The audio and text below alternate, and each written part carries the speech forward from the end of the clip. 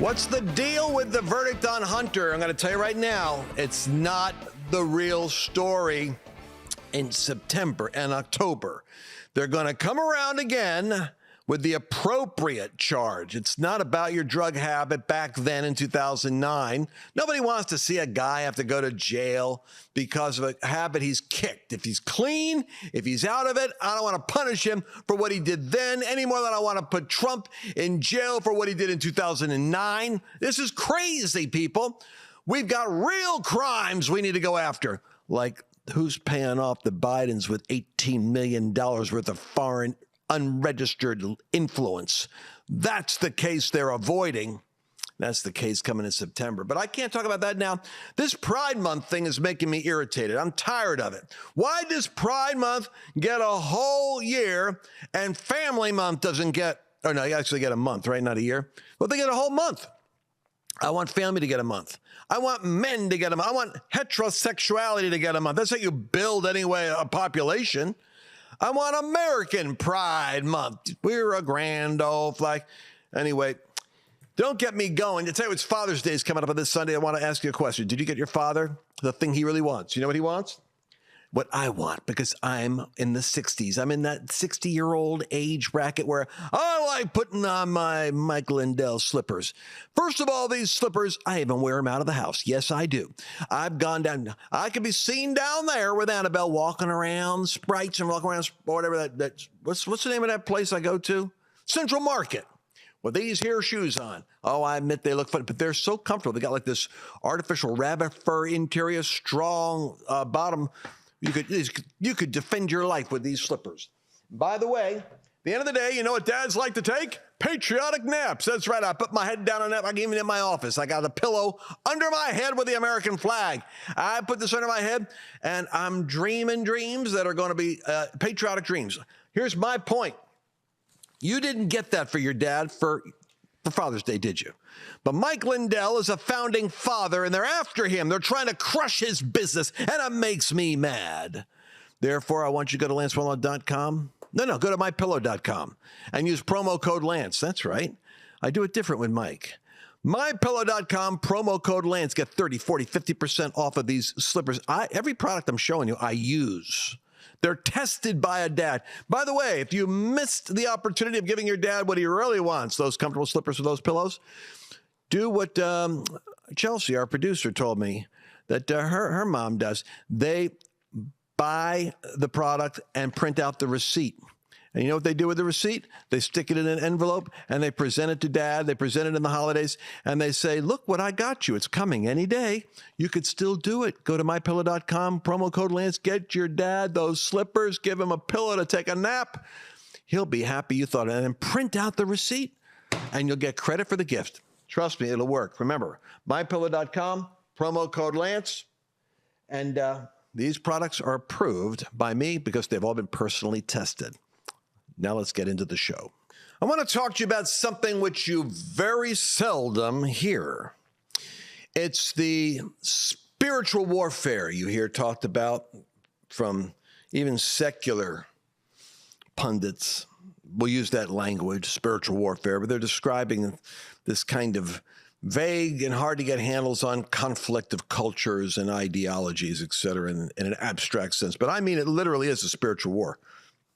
The forces of heaven and hell colliding over the destiny of nations. 50 countries this year are going to go to their elections. How sad that Christians have been seduced, drinking the Waco, Texas Kool-Aid of their own theologians who have convinced them that they shouldn't be involved with the affairs of this life, especially political things. It turns people off and mars the witness of the faith. Reality, human nature, despises God. It's only the strength of the church. It's as salt and light, speaking to the conscience and arousing the awareness and the sensibilities to the standard of God's eternal plumb line of righteousness and truth. That's what holds a society in check. When the church backs up, when I say church, I'm not talking about your local church only. I'm talking about the people of God. When God's people back up from being truth tellers more worried about being integrous in the sight of God than getting likes on Facebook or views on their broadcasts. When we care more about the wrong thing than the right thing, then we back up our witness and society loses its boundaries. And before you know it, things start to collapse, which in an ironic sense only fuels the escapist theology of going to heaven, a rapture, or the Antichrist is coming, the end times is here, there's nothing you could do. But it all comes back to don't get involved, just sit back and watch, which is the sin, I would say, of omission. The sin of not engaging. That's the danger. All right, people, what am I talking about? I'm talking about the spiritual warfare that's going on right now in the United States is to a great extent the result of a weak and anemic group of men in the church. Women are primarily the driving force of church in America, whether you know that or not. You go to the average church and you're going to see 65% or 70% of the attendance is female. And it has an effect on worship. Worship becomes more effeminate, more feeling-centered, more mystical, more romantic focus. So we go from a mighty fortress is our God to meeting Jesus with a sloppy wet kiss. That's literally the lyrics of one of the most popular songs of the last 10 years.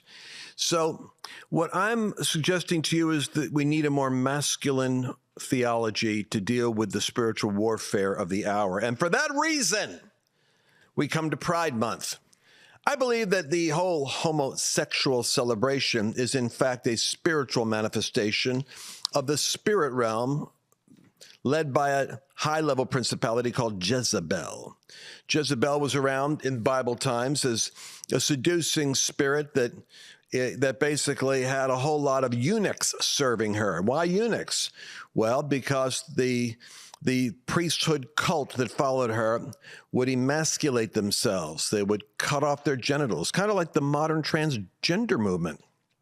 And they would make themselves eunuchs in order to more faithfully serve the false prophetic movement that they had under Jezebel with the prophets of Baal. So it's kind of a weird era of time, but we know the time period because Jezebel's name shows up and Elijah's name shows up. Suddenly out of the wilderness, like a movie, like a Clint Eastwood Western. Out of the wilderness rides a lone prophet. He comes walking in with a camel's hair, and there's no lead up to him. He just pops up out of nowhere, just shows up. He's a prophet of God's word. He hears God speak in his ear. He says what God says, and it has the authoritative utterance of a Kalashnikov going off on the battlefield. He just bam, bam, bam, bam, bam. He says what he hears, and what he says sticks because he's God's oracle, declaring what God says. And so he declares there's going to be no rain except by my word, and the heavens dried up for 3.5 years or something. Then by my word, the rain will come. God sends Elijah for a showdown with Jezebel. And he says, bring all of Israel to the valley of Jezreel. And they go there, and it's a famine.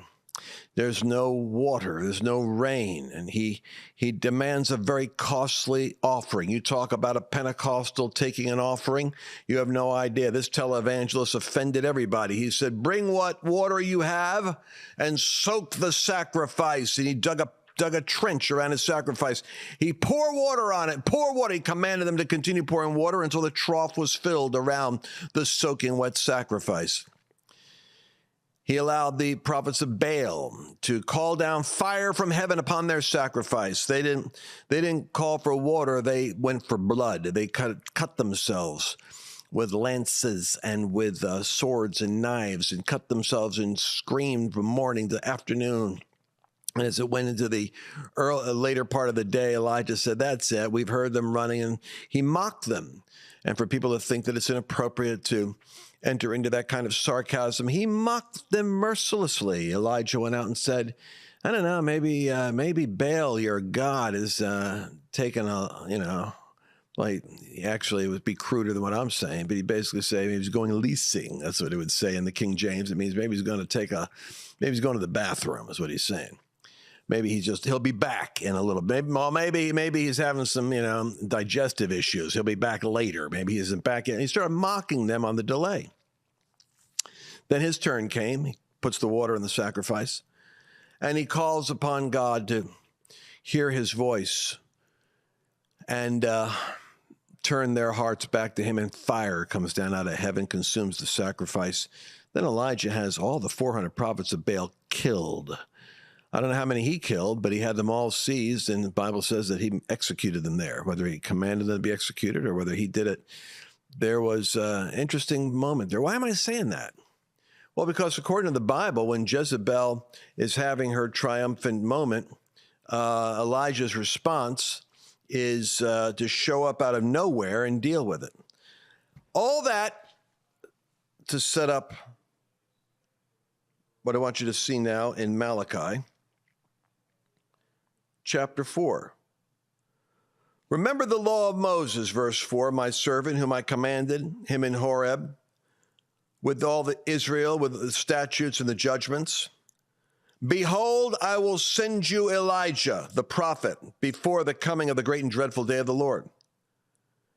Behold, I will send you Elijah before the coming of the great and dreadful day of the Lord. He will turn the hearts of the fathers to the children and the hearts of the children to their fathers, lest I come and strike the earth with a curse. Folks, behold, I send you Elijah before the coming of the great and dreadful day of the Lord. Evidently, there's a great day coming. There's a dreadful day coming. It's a time when God is going to be reckoning history and wrapping it up. And then it says that I'm going to turn the hearts of the fathers to the children. God's remedy to Jezebel is to restore fathers. I want you to hear this. This emasculating move of lesbian, gay, bi, trans, go down the alphabet, grouping here. It's all about emasculating men like Jezebel did and hunting the fathers, embarrassing them, muting them, causing them to be silent, bullied. All the sitcoms, I can't tell you. The power of media and the arts to represent man as a goofball, as an idiot whose kids and his wives are all so much smarter than the dunderhead, bumbling old man that's useless. Satan's mocking fathers. But you know what eventually killed Jezebel? When Elijah showed up, it shifted the mentality of the nations. It shifted something in the minds of the people. And they came out of the fog of the seduction of Jezebel's weird antics. And when that happened, I believe it was Jehu, a political figure, by the way, like Viktor Orban, or like Milei in Argentina, or like Bukele in El Salvador. These dangerous right-wing extremists who are kicking the gangs out of their country, imprisoning criminals, stopping lawless immigration, and arresting woke money spending in their government that produces nothing. And as a result, they're turning their countries around. These are I'd say the fathers, the founding fathers. The fathers God is finding. For God is finding founding fathers now. America in its Pride Month, putting its pride flag up on its White House, is taking a father who God has raised up. Oh, yeah, a flawed father because we're a flawed nation. But Donald Trump began to set his house in order in 2010. He began to judge himself. He did not want to be a philandering man. He was working on himself because he had one iniquity. It had to do with, like Samson, the vulnerability for Trump was Philistine babes. Satan's rubbed his nose in it with Stormy Daniels, an affair he had, I believe, in 2006 or 9. But the Spirit of God, nevertheless, has raised up a man who cares about the family, cares about the nation. A flawed founder like a flawed prophet like Samson, but nevertheless God's flawed father for a flawed nation. And they're trying to lock him up. Well, I'll tell you something. The spirit of Elijah is coming back with strength upon men. And God is raising up the hearts of fathers to turn them to the children, to turn them to the offspring, to raise them up to deal with the enemy. And that you're entering, what I'm saying is history says God will send Elijah so that the family doesn't continue to be destroyed and the children are saved. The aborted children, the transgender mutilated children, the drag queen, solicited children, God wants to save. He's raising up men. He's turning the hearts of fathers, because the fatherhood movement is connected to Elijah, and Elijah and the fathers are going to save the next generation of youth. And they're going to deal with Jezebel and her perverse false prophets of Baal. I'm giving you the news as it's happening in the parallel universe. That is your spiritual warfare. During Pride Month, we're going to tear down that spirit of pride over America, because it shouldn't be proud of what it ought to be ashamed of. We'll be back in a second. I wanted to take a minute to talk about one of my great heroes of the faith, which is Mike Lindell. What's really cool about Mike is it's not just the pillow. It's the fact that the guy makes really cool products. For instance, I start my day off with my coffee. I had a cup of coffee the other day here in the office, and I said, no, I want that. It wasn't like Starbucks. It tastes better. And it was Mike's coffee. I said, what is it? They go, Mike Lindell's coffee. I said, my gosh, get a bunch of my coffees. Now, the best way to start the day is you put on these slippers, right? And have your my coffee. If you've not worked with these slippers yet, I'm not kidding you. There's a special kind of a design that Mike has put into these with 4 layers of cushion with a solid sole and a fur interior. I call it my sip and slip strategy. I start my day off by slipping on my slippers, then having a sip of Mike's coffee. But you know what else I'm curious about now? Because I've got to check out the 2.0 pillow. The 2.0 pillow actually is designed so that it distributes the heat of your own head, your face. You know, you're lying there, and it makes it so the pillow's always cool. Now, I like that because I wake up in the middle of the night and have to flip over my pillow because it gets hot. Mike's solved that problem. I want you to go to mypillow.com, promo code Lance, because you can get a discount that I've set up for the pillows, for the coffee, and for the slippers. And do it today. You'll be happy. So let's take a look at some incendiary thoughts right now. I want to show you a picture of, you've seen Eric Trump, you've seen Donnie Jr., you've seen Ivanka. Sharp kids, real sharp. Then you got Hunter Biden here, you know, kind of cracked out with his cigarette sticking out of his mouth. It wouldn't be so bad that he has this, situation as that the father used him in order to be his closer for his brother in him to be able to make money, leveraging the privilege of his diplomatic status in Washington, which is done all the time, by the way. I mean, Hunter and John Kerry's son were both involved with Burisma, if I'm not mistaken, for a while. And then I think Kerry's son realized that Hunter might be a little bit of a radioactive liability and backed up. That all these guys in Washington, I'm sure that the sons and daughters of influential power brokers make friends based on their parents who ingratiate, who people have invested in order to ingratiate their way into influence in government. But to do it as blatantly as Biden did it, with near $18 million brought in through Hunter doing his global globetrotting. And listen, my point is this, not that his sons can't screw up or do drugs or have problems, obviously. It's that fathers are intervening and dealing with the sons and daughters that go off. They're not putting them to work and giving them a job to pay for their drug habit. You get what I'm saying?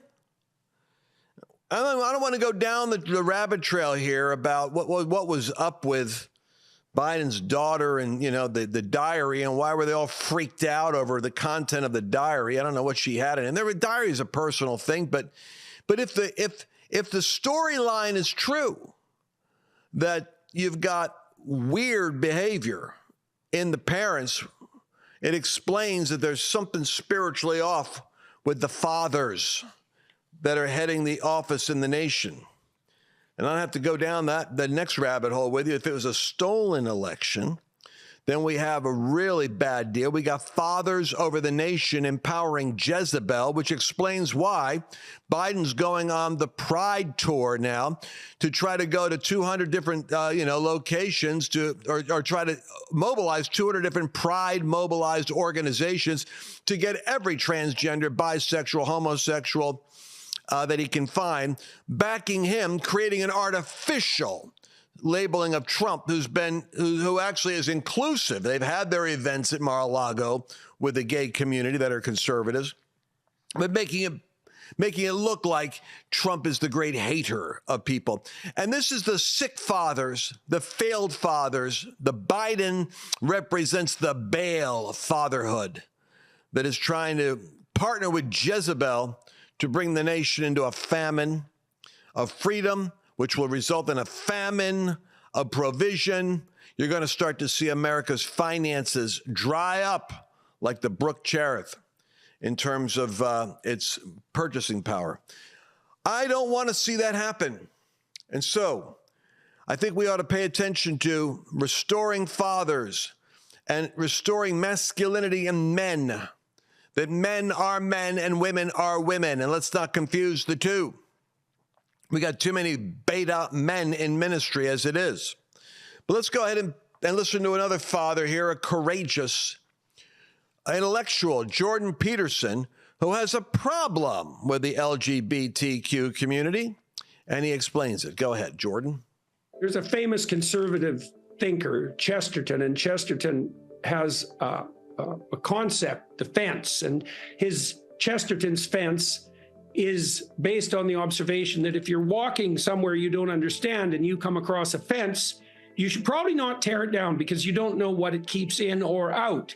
And the Pride movement has torn down a lot of fences, and maybe some of those fences needed to go, but all of them didn't need to go. And there's plenty of monsters coming out to play now. And I would say that's especially true on the transgender affirming side. And that's why we're seeing this butchery in the medical community, abetted by idiot allies and driven by greed. And those aren't the worst monsters that exist.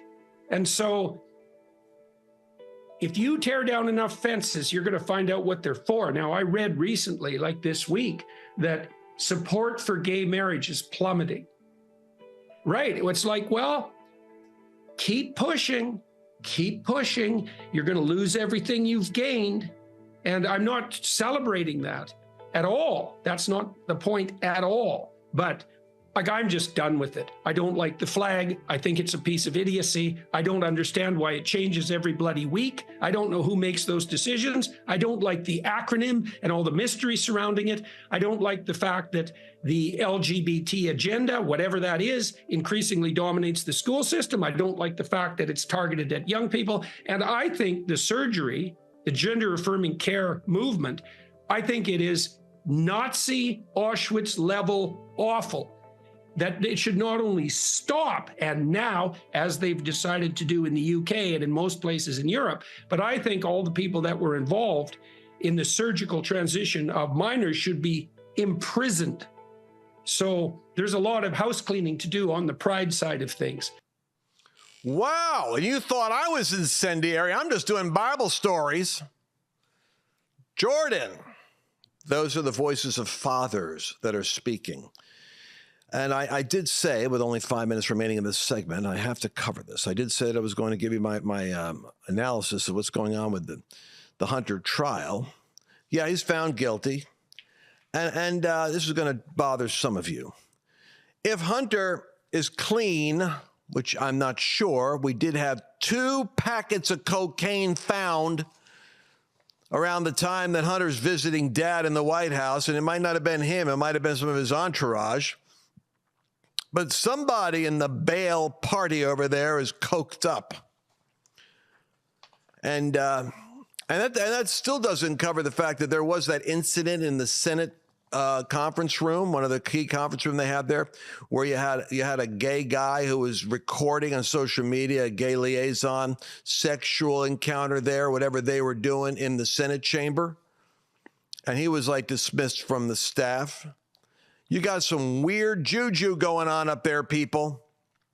Anyway, I'm kind of like this. If the kid, if Hunter has gotten off of his drugs and cleaned up his act and is, by the grace of God, trying to do better, I'm all for him not, this is me. I know that the penalty for lying in 2018 about the gun while he had drugs, 93% of them have to serve a certain number of months in prison. I get that. But you know what?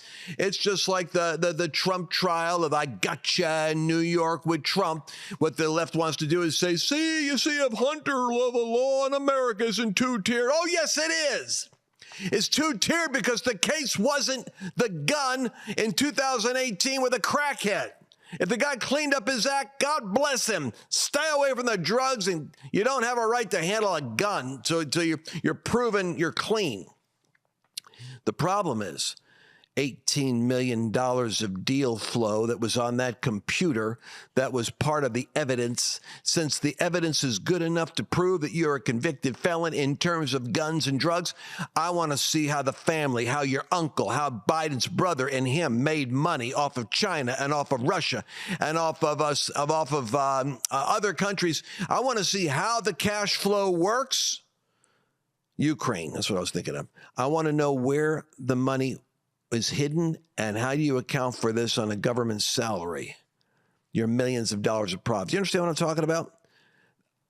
What they did was they prosecuted the kind of like the misdemeanor or the crime that is the easiest to convict and the most sympathetic to defend. And they diverted you like the great magician from the real crime, which is moving the money laundering government compromise scheme up to September so they could kick the can down the road past the election. All right, Vivek, I love this guy. Summarize for the people what I'm trying to say. So Hunter Biden was convicted. Big freaking deal. This trial was a sham. Just like the Trump trial, it was a sham, but a sham for a different reason. It's a sham designed to legitimize the Trump conviction. That's why it came right after, even for charges that date way far back. But it also avoids accountability for the Biden crime family on the actual things that Hunter Biden should have been charged for. Like, for example, peddling foreign influence while his actual father, Joe Biden, was the vice president of the United States. Hunter had no business serving on the board of a Ukrainian energy company, a state-affiliated energy company that's affiliated with the same country, Ukraine, that his father, now as the U.S. president, is sending hundreds of billions of dollars of your taxpayer money to. That's where the real crimes lie. So this deflects accountability for the actual investigations that are more close to implicating Joe Biden, while coming in convenient timing right after the sham Trump conviction in the veil of bipartisanship. Don't buy it. I said this before, I'll say it again. This is a smoke screen, and the reality is you got to cut through it to get to the essence of what's happening in this country. It's a smoke screen. How many people are going to be able to get through the smoke? Because you see, Jezebel is a spirit. These are principalities, man. This is the real deal. I'm a sane guy. I got my master's in theology with an analysis of events like this. How is culture shaped? What's the intersection of high places, gates of influence, mountains or spheres of influence in the shaping of national cultures? What's the role of religion and how does it influence that process? And how does the biblical framework of principalities and powers up against the cosmic battle of angels, how does that interface with the flow of history and the flow of social transformation or cultural formation? I'm telling you, I study this stuff. You're dealing with spirits that control media, that are different than the spirits that are working in race wars and different than the spirits that are working in the corruption of government, different than the spirits that are working in sexual perversion. All of them coordinated together for the takedown of Western civilization and ultimately an attack upon Israel and the church, because that's what the spirit of Antichrist hates. It hates the seed of Abraham that is that gave the Messiah and that gave the church. So I'm going to stop there. I'm 29 seconds overdue. That means my editing team's going to have to figure out what to do with every syllable that I utter. But I'm looking forward to seeing you again tomorrow. You don't want to miss the next broadcast because every day I'm going to be covering more on this Pride Month. I'm going to follow Jordan Peterson up with another incendiary soundbite that's going to stimulate and provoke some interesting conversation out there. Don't forget, you can write to me at freedom@lancewallnau.com. freedom@lancewallnau.com. Give me your thoughts, give me your feedback, give me your ideas, give me guests you want me to interview, give me segments you want me to cover, subjects you want me to comment on, and opinions that you have regarding what you just heard today. freedom@lancewallnau.com, and we'll see you tomorrow. When I started MyPillow, it was just a problem solution, one product company. Well, since then, with the help of my dedicated employees, we now have hundreds of products, some you might not even know about. To get the word out, we're having a $25 extravaganza. 2-pack multi-use MyPillows, $25. MyPillow sandals, $25. And for the first time ever, our 6-pack towel sets, you guessed it, just $25. Our brand new 4-pack dish towels, $25. And I've never done this before. Premium MyPillows with all new Giza fabric, any size, any loft level, even king size for only $25. And there's so much more. So go to MyPillow.com or call the number on your screen. Use your promo code for our $25 extravaganza. Order $75 and over. Your entire order ships absolutely free. Go to MyPillow.com and use promo code Lance to save big on all of Mike's best products. That's promo code Lance. Did you enjoy this latest episode?